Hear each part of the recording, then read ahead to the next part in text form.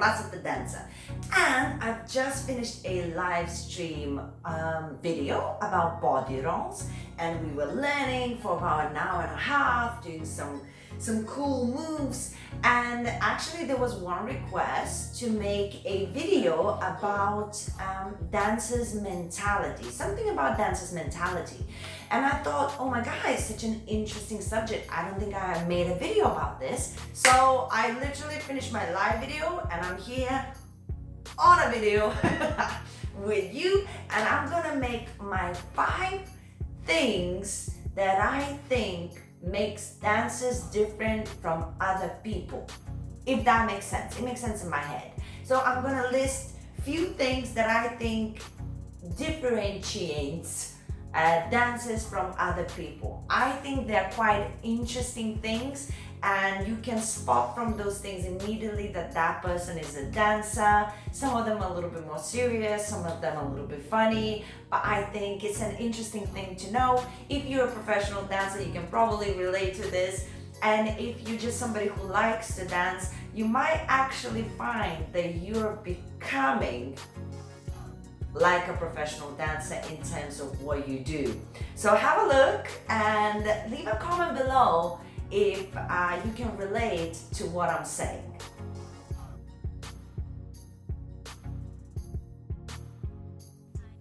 The first thing that I want to mention that I think makes dancers different than other people is the sacrifices that they have to make. And I'm not talking normal sacrifices, I'm talking like really, really big sacrifices. For example, I know very few dancers who have decided to do dancing because of the money. Usually is the opposite. You make a decision that you're gonna dance and have no money, and then afterwards you realize your opportunities, and if you're more business minded, like you have some sort of business savvy, then you will find how to make money. And you know, there's many different ways now with social media to get through and do more things than just the dancing and just having little money. But in the beginning, when you start dancing, you're very little. So there's 2 ways you're gonna go. You whether in the dancing school, whatever dance you're gonna do because your parents put in it, and then you just never knew anything else but the dancing, so you just sort of naturally decided to do dancing as your career because that's all you knew all your life. The other side of it is that you started dancing and your heart naturally filled with so much joy, and that you can't live without it. It's like if you don't dance, as if you lose your lungs and you cannot breathe anymore. It's not an option anymore. You feel like you're gonna die. It's a crazy thing, but that's why it makes dancers different than other people. You literally feel like there is nothing else. There is nothing else for me. So that's what makes the dancers make a decision. You know I probably will not have any money, but I will do this because I cannot not do this. And that's one of the sacrifices you make early on, thinking that you will not have any money. Then the other sacrifices that you make is usually the professional dancers, the training that they have to go through to keep with the professional dancing and to be current and viable and dance for as long as possible because of the age. You don't end up having decent relationships, really hard to maintain. For women, really hard to have children, because once you have children, you have to have at least some sort of break from professional dancing. So if you're aiming for some sort of goals, you can't have any children. There's a lot of strain on your body, relationships, there's loads of training. So there's a lot of personal, emotional, physical and financial sacrifices that dancers make every day, more than a lot of other people. So that's kind of the first huge thing, that from the beginning when you start dancing, you start making sacrifices, and you make sacrifices as the dancer till the day you stop dancing.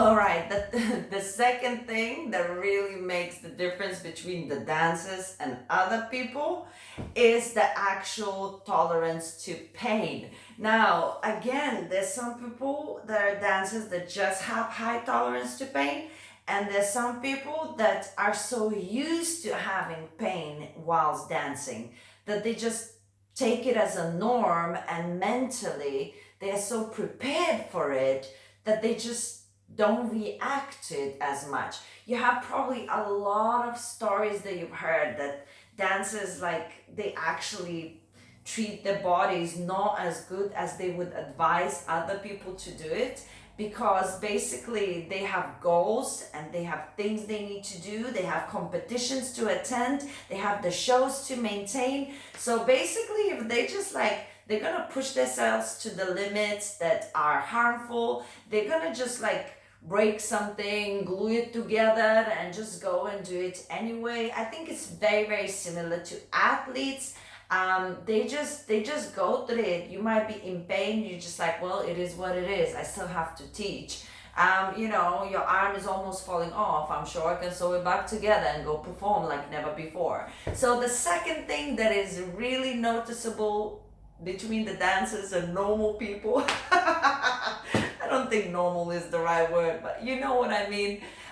Is the high tolerance to pain, and I'm one of them. I mean, I react to pain basically like this. That's it.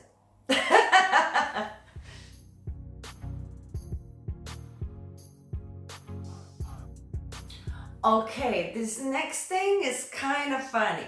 You can spot a dancer from the distance by how they put the legs up everywhere, they stretch in every place. I mean, public or private, it doesn't matter. You could be on a train, on a plane, in a restaurant. You will see them taking shoes off under the table, putting them toes like this, legs up everywhere in the most inconvenient places. They always try to change of position because we are always uncomfortable. So if you see somebody with their legs up or some weird position and they keep on changing and trying to find a comfortable position, you can just come up to them and say, hey, you a dancer? And I'm sure they would answer, yeah. So that's the other thing about the dancers. We stretch and we like get in really uncomfortable, for normal people, positions all the time. It's our survival. It's just how naturally we are, because we can't any other way.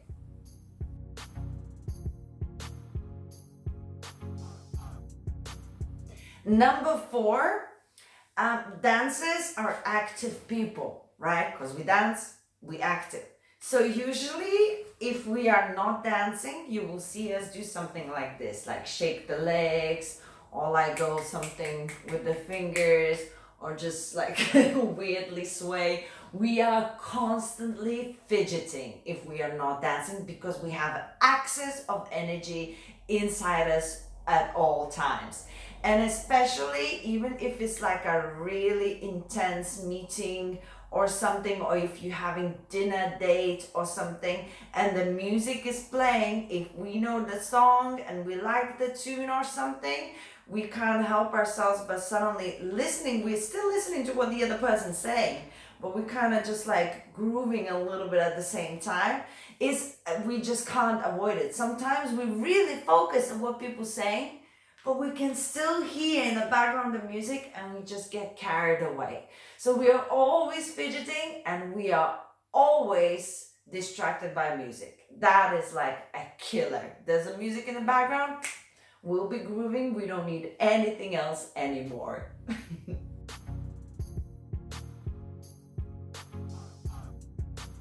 And finally, well, this is debatable, this last one, but I truly believe that dancers are very emotionally in tune. In order to dance truly, because of what it is, for the art that it is, and for the music, you have to feel something in order to do so. And those extreme things that you do for this art is because you feel a lot. So music as well, we love the music. It gives us a lot of different emotions, the sadness, the happiness, the confusion, everything that we go through emotionally, we express it through the dance, through the music. So I really think we are super emotionally in tuned, and sometimes some people might class us as a little bit awkward or strange, if I may say so. But that is only because we are so emotionally in tuned, and it does make us look a little bit sometimes hoo hoo, but it's not wrong or right. It's just what makes us different from people who don't dance. But I truly believe that it's a beautiful thing to be emotionally in tuned. Some do go a little bit more extreme, but I say dance becomes kind of like a release of all of the emotions as well that you'll be going through as a person. So it's kind of cathartic. That's the right word, right? So it kind of releases all of the emotions through dance, and you become healthier and you become happier because you are able to kind of channel everything that you're going through and just release it.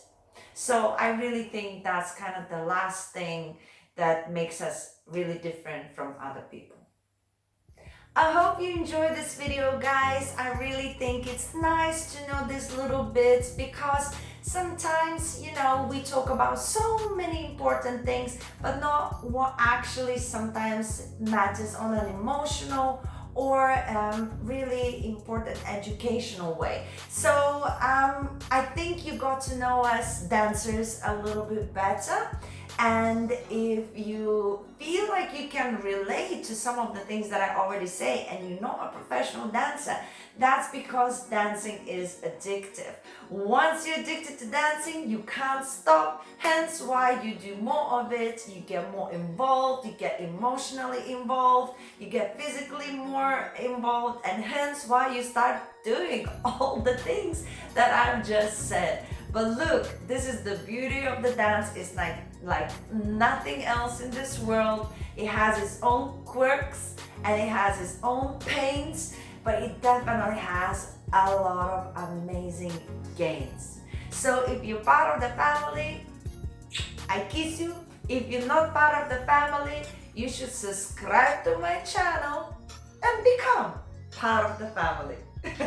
Guys, if you think of any other things that you think makes dancers unique, leave a comment below. I would love to read some of your thoughts on what you think makes dancers different from other people. Guys, thank you for watching. I'll see you soon.